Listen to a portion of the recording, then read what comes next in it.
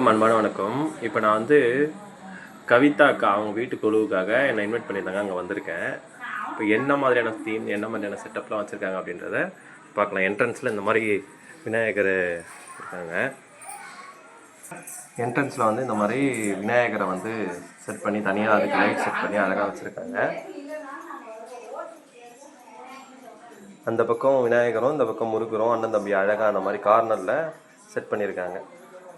இங்கே பார்த்திங்கன்னா சிவனுக்குன்னு ஒரு கோயில் மாதிரி ஒரு தீம் செட் பண்ணி அது அழகாக அதுக்கு லைட் செட்டிங்லாம் போட்டு சூப்பராக பண்ணியிருக்காங்க.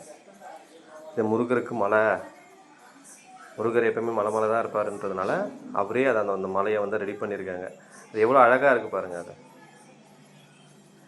கோயிலில் வந்து குளம் இருக்கிற மாதிரி அதையும் அதை வந்து இவங்களே செட் பண்ணியிருக்காங்க. தேர் பாருங்கள், தர்மக்கோலில் தேர் வந்து அவங்க தெரிஞ்ச ஸ்டைலில் அவங்க பண்ண அழகாக பண்ணியிருக்காங்க. முருகர், ஆஞ்சநேயர், கிருஷ்ணர், கலசம்,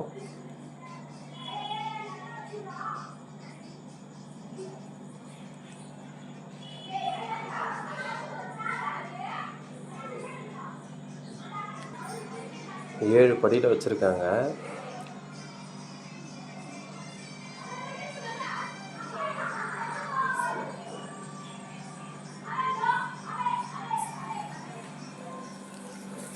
கல்யாண செட்டு,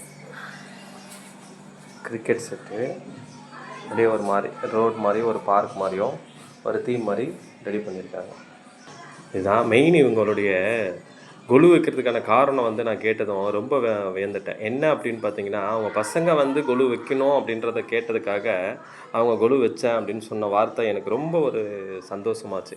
இந்த ஜென்ரேஷனில் இந்த மாதிரியான பசங்க இருக்கிறது எவ்வளோ ஒரு பெரிய விஷயம் அப்படி தானே. அவங்க வீட்டு கொலு பாருங்கள். பிடிச்சிருந்தா லைக் பண்ணுங்கள். தேங்க்யூ. அனைவருக்கும் ஹாப்பி நவராத்திரி.